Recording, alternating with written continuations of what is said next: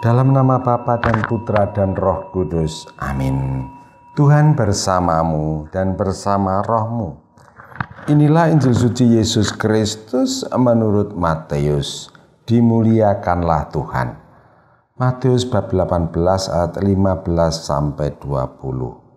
Sekali peristiwa Yesus bersabda kepada murid-muridnya, "Apabila saudaramu berbuat dosa, tegurlah dia di bawah 4 mata. Jika ia mendengarkan nasihatmu, engkau telah mendapatkannya kembali. Jika ia tidak mendengarkan dikau, bawalah seorang atau 2 orang lain, supaya atas keterangan 2 atau 3 orang saksi, perkara itu tidak disangsikan. Jika ia tidak mau mendengarkan mereka, sampaikanlah soalnya kepada jemaat. Dan jika ia tidak mau juga mendengarkan jemaat, pandanglah dia sebagai orang yang tidak mengenal Allah atau seorang pemungut cukai. Aku berkata kepadamu, sungguh apa yang kalian ikat di dunia ini akan terikat di surga, dan apa yang kalian lepaskan di dunia ini akan terlepas di surga.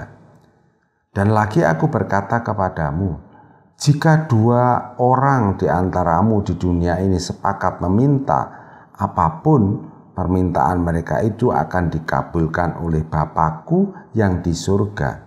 Sebab di mana ada 2 atau 3 orang berkumpul demi nama-Ku, Aku hadir di tengah-tengah mereka." Demikianlah sabda Tuhan.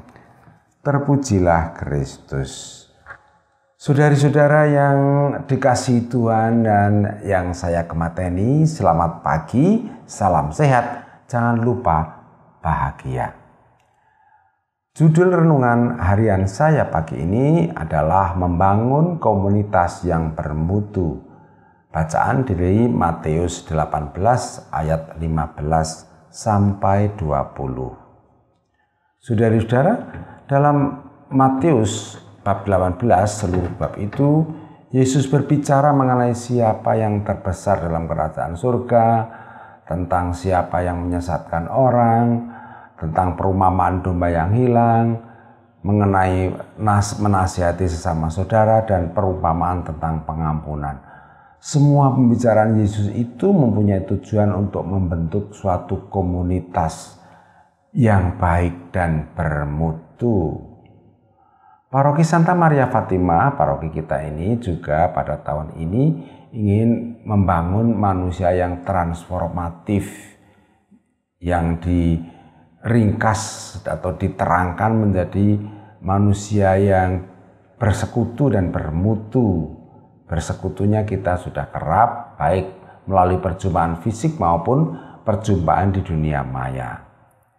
Saudara-saudara, dalam komunitas kita, lebih-lebih masa pandemi COVID-19 ini, perhatian saling berbagi dalam bentuk materi cukup banyak. Lebih dari itu, materi yang dibagikan tidak sekedar barang, di dalamnya ada ungkapan kasih, persaudaraan yang berguna untuk membangun komunitas. Lebih jauh, dengan kemajuan teknologi ini, kita juga berbagi kesusahan dan harapan serta doa satu sama lain melalui grup-grup yang kita bentuk dalam dunia maya. Memang komunikasi lebih lancar, tetapi harus kita akui bahwa kerapnya berkomunikasi tidak selalu menjamin kualitas relasi satu dengan yang lain. Seperti kita ketahui bahwa komunitas yang baik itu bisa diukur dari kedalaman komunikasi satu sama lain yang terdiri dari 5 level. Level pertama, sekedar basa-basi, selamat pagi, selamat siang, apa kabar, berkah dalam, itu untuk mencairkan suasana baik. Kedua, berbicara tentang pihak ketiga, gosip, baik yang baik maupun yang jelek-jelek, tentang orang lain, tentang faham lain, tentang informasi yang terkini, tetapi sama sekali tidak menyinggung dirinya sendiri. Level 3 adalah pendapatku. Pada tahap ini orang sudah memberitahukan isi pikirannya. Tahap keempat adalah perasaanku. Ini lebih dalam lagi karena orang sudah mengkomunikasikan apa yang dirasakan, susah, sedih, duka, derita. Kelima, dari hati ke hati. Suami sudah tahu apa yang diperlukan istri sebelum dimintanya. Seorang ibu yang baik tahu membedakan tangisan bayinya karena sakit, lapar, atau ngantuk. Itu contoh-contohnya. Komunitas yang baik adalah komunitas yang bisa saling mengkomunikasikan dirinya sendiri sampai pada tingkat dari hati ke hati yang menggambarkan kedalaman batin seseorang. Komunitas yang baik juga adalah komunitas yang saling menolong agar semua anggotanya bisa berkembang. Saya kagum pada suatu keluarga yang salah satu anaknya senang menyanyi dan kebetulan suaranya bagus. Anggota keluarga yang lain membantu semuanya, seperti mencarikan guru vokal, memperkenalkan dengan orang-orang berbakat nyanyi, sampai membuatkan panggung dan mencarikan penonton. Si anak ini betul-betul berkembang sebagai penyanyi. Bisakah setiap keluarga atau komunitas mengenali potensi masing-masing anggotanya dan membantu mengembangkannya? Selain membantu perkembangan, saudara sekomunitas atau dalam keluarga dapat saling membantu agar anggota keluarganya bisa mengatasi kelemahannya. Nah, dalam rangka inilah Yesus berbicara mengenai sikap dan tindakan kita terhadap orang yang kita anggap bersalah, yaitu pertama, menegur empat mata agar orang yang ditegur tidak kehilangan harga diri dan kehilangan muka di depan banyak orang.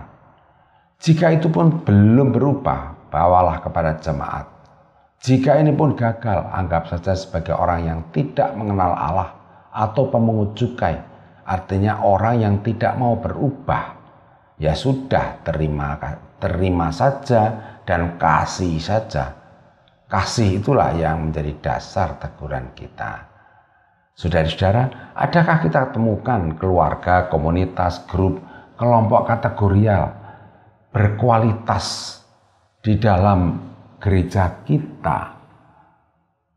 Jika belum, marilah kita mulai dengan komunitas yang secara fisik terdekat dengan kita dahulu, sehingga komunitas kita menjadi komunitas yang bermutu. Amin. Kemuliaan kepada Bapa dan Putra dan Roh Kudus, seperti pada permulaan, sekarang, selalu, dan sepanjang segala abad. Santa Maria Fatimah, doakanlah kami. Dan semoga kita selalu mengalami berkat Allah yang Maha Kuasa, Bapa, Putra, dan Roh Kudus.